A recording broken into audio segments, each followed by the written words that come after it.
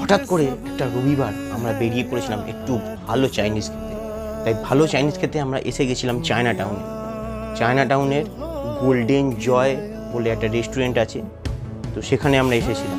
সেখানে আমরা নিয়েছিলাম একটা ননভেজ স্যুপ যার দাম পড়েছিল 180 টাকা, একটা ফিশের আইটেম যার দাম পড়েছিল 440, আর একটা মিক্স হাক্কা চাউ যার দাম পড়েছিল 280 টাকা। টোটাল 900 টাকা বিল হয়েছিল, প্লাস 45 টাকা রাজ্য সরকার আর কেন্দ্রীয় সরকারের ট্যাক্স। খাবার দাবার ছিল মোটামুটি এভারেজ, খুব আহামরি নয়, নর্মাল। এর থেকে আমি চাউমিনের চাইনিজকে অনেকটা এগিয়ে রাখবো। চাউমিনের চাইনিজ আরও বেশি টেস্টি।